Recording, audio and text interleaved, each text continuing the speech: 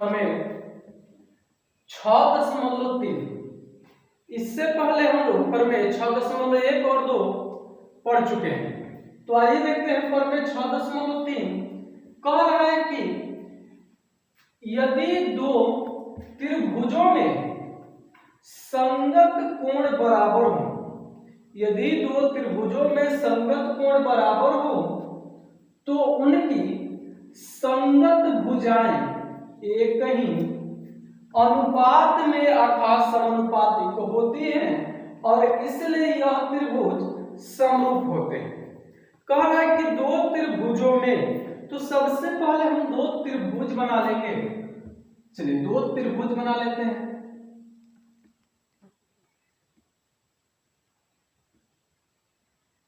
त्रिभुज A B C और एक त्रिभुज और बना लेते हैं इसे थोड़ा बड़ा,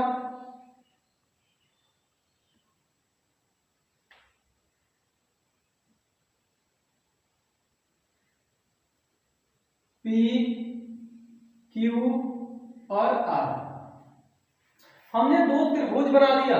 कह कि दो त्रिभुजों में संगत कोण बराबर है, यानी कोण ए बराबर है पी के, कोण बी बराबर है क्यू के और कोण सी बराबर है कोण आर के। यह संगत कोण बराबर है। ठीक है जी। तो कह रहे हैं कि भुजाएं जो हैं, भुजाएं क्या होंगी? समानुपातिक होंगी, एक ही अनुपात में होंगी। आइए जो दिया है उसको लिख लेते हैं पहले। दिया है कोण ए बराबर कोण पी, कोण बी बराबर कोण क्यू और कोण सी बराबर कोण आर। यह दिया गया है। तो सिद्ध क्या करना है जी? तो सिद्ध करना है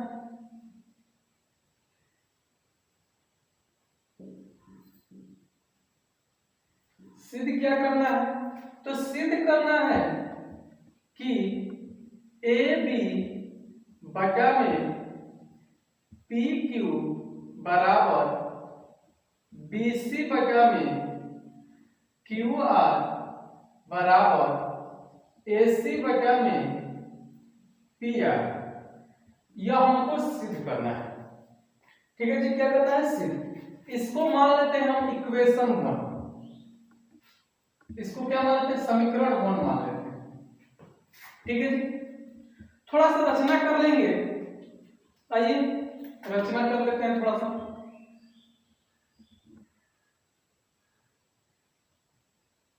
रचना कर लेते हैं। क्या करेंगे रचना कि भुजा PQ पर एक बिंदु ले लेंगे D और PR पर एक बिंदु ले लेंगे E। ठीक है जी। दो बिंदु ले लिए तो लिखेंगे भुजाएं PQ और PR पर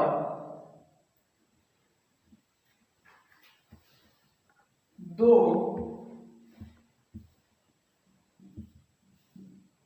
बिंदु D और E इस प्रकार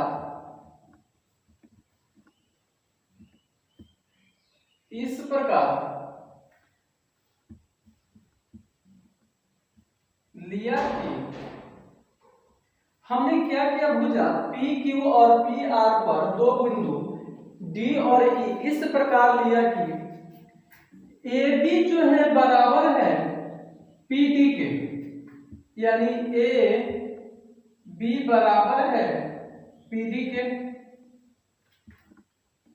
तथा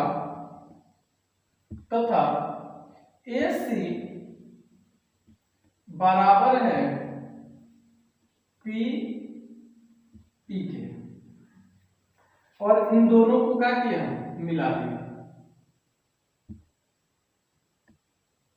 ठीक है जी, इन दोनों को मिला दिया। तो हम लोगों ने 9 क्लास में पढ़ा था सर्वांगसम त्रिभुज, उसके लिए 5 कसौटी पढ़ा था। ठीक है जी, तो इस यहाँ पर हम लोग अगर इस त्रिभुज में और इस त्रिभुज में देखें तो यह इसके बराबर है, रचना से हो जाएगा।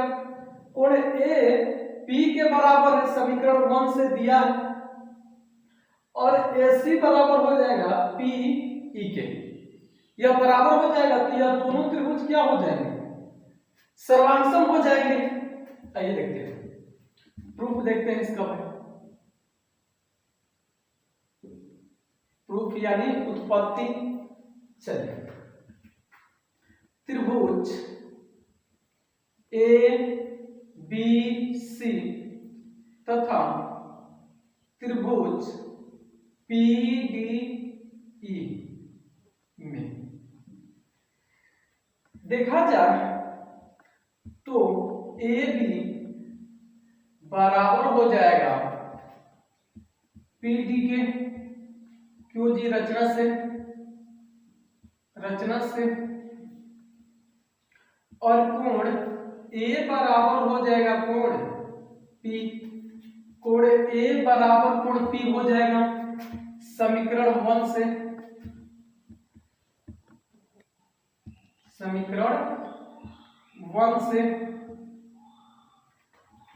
और AC बराबर हो जाएगा PE के, ये भी रचना से, ये भी किससे जी, ये भी बराबर हो जाएगा, रचना से बराबर हो जाएगा। तो साइड एंगल साइड, तो त्रिभुज क्या हो जाएगा, तो साइड एंगल साइड सर्वांगसमता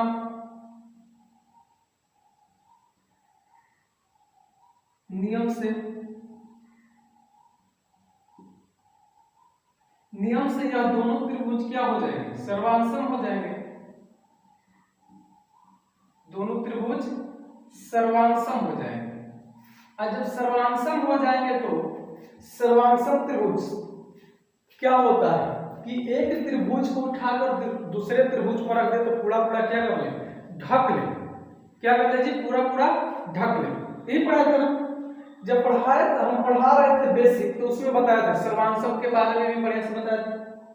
चलिए, तो यह तो हो जाएगा कोण B बराबर कोण D, और कोण C बराबर हो जाएगा कोण A। काहे हो, तो बाइसिपिसिटी से, बाइसिपिसिटी द्वारा इसको मान लेते हैं इक्वेशन 2। अब थोड़ा सा हम देखें समीकरण 1 और 2 से। ठीक है जी, समीकरण 1 और 2 से देखते हैं। समीकरण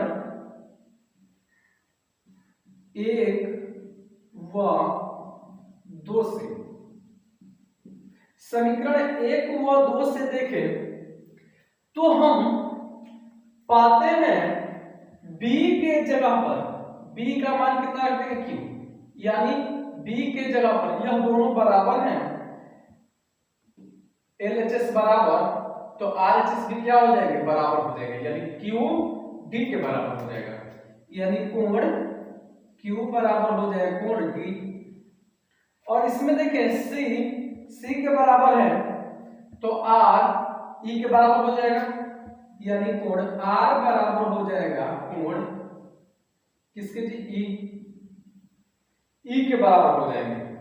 तो इसको देखो तो थोड़ा सा ध्यान से देखें, यह क्या है, Q जो है इस D के बराबर है और R जो है इस E के बराबर है, मतलब यह क्या, संगत कोण ना, यह कौन सा कोण, संगत कोण हो जाएगा।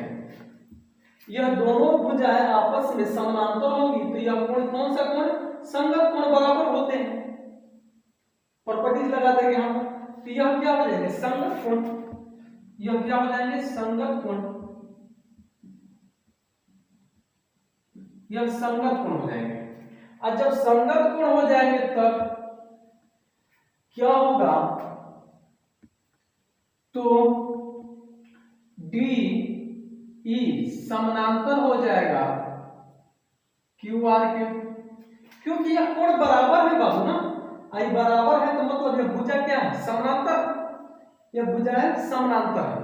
और जब हम लोग पढ़े थे प्रमेय 6.1 में कि जब भुजाएं समानांतर हो तब, भुजाएं समानांतर हो तो यह क्या होता है अनुपात में, तो हो जाएगा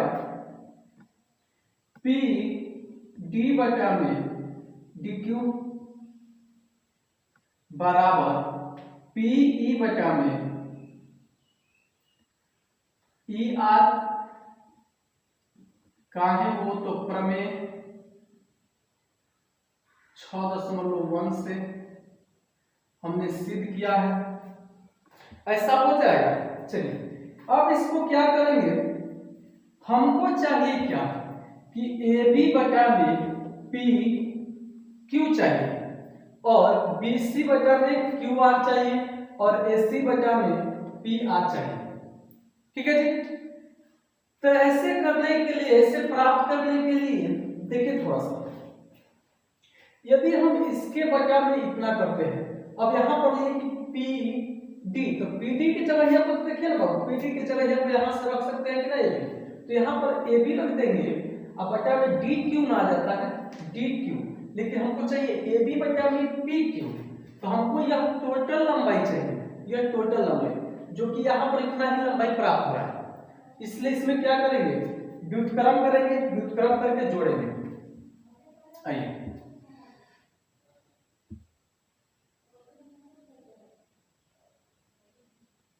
व्युत्क्रम करने पर, व्युत्क्रम करने पर चाहे लिख देते हैं व्युत्क्रम, व्युत्क्रम करके, व्युत्क्रम करके एक जोड़ने पर, इसको व्युत्क्रम मतलब क्या उल्टा कर देंगे, इसको प्लाट के जोड़ देंगे, यह ऊपर चला जाएगा डी क्यू अब बटा में पी डी प्लस 1 कर देंगे इधर, इसको भी प्लाट देंगे, ई आर बटा में हो जाएगा पीई प्लस 1 कर देंगे, ठीक है जी। इसके बटा में कुछ नहीं तो 1, एलसीएम कितना हो जाएगा, हो जाएगा पीडी, तो पीडी से पीडी में भाग देंगे तो पीडी बार में कट जाएगा एक बार में, यह हो जाएगा डी क्यू प्लस इसमें भाग देंगे तो पीडी बार में ऊपर गुणा करेंगे तो पीडी बराबर, यहां भी एलसीएम हो जाएगा पीई, पीई से पी में भाग देंगे एक बार में यानी हो जाएगा ई आर अब प्लस यह भी हो जाएगा पीई। चलिए ध्यान से देखिए डी क्यू इतना लंबाई और पी डी इतना लंबाई, दोनों को जोड़ देंगे तो यह टोटल क्या हो जाएगा, तो हो जाएगा पी क्यू बटा में पी डी बराबर, इसको भी जोड़ देंगे ई आर और पीई को, तो हो जाएगा पी आर बटा में पीई। अब फिर इसको क्या कर देंगे व्युत्क्रम कर देंगे, क्या कर देंगे व्युत्क्रम, व्युत्क्रम करने पर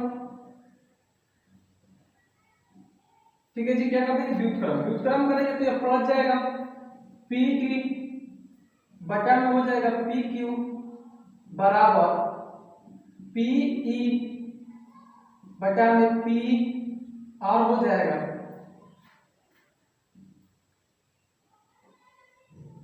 या यहां दिखाई दे रहा है, थोड़ा सा देख लेते हैं दिखाई दे रहा है कि नहीं, कट रहा नहीं ना, चलिए कट नहीं रहा, काम चला देते हैं। तो थोड़ा सा देखिए बाबू, पीडी के जगह पर पीडी के जगह पर पीडी के जगह पर ए बी रख सकते हैं, तो यहां पर हो जाएगा ए बी, तो ए बी बटा में पी क्यू बराबर पीई की जगह पर रख सकते हैं, तो हो जाएगा ए सी बटा में पी आर। तो देखिए इतना हमको प्राप्त हो गया, हमको ए बी बटा में पी क्यू और ए सी बटा में पी आर। तो इसी प्रकार क्या हो जाएगा, ये सब हो जाएगा। तो नीचे लिख दीजिएगा, थोड़ा सा देखिए कट रहा होगा से, इसी प्रकार सबको बराबर कर लीजिएगा, ठीक है जी, इसी को लिख लीजिएगा इसी प्रकार, यानी ए बी बटा में पी क्यू बराबर बी सी बटा में क्यू आर बराबर ए सी बटा में पी आर। यही क्या हो जाएगा, हमारा जो सिद्ध करना था प्रूफ हो गया। तो यह है हमारा प्रमेय 6.3।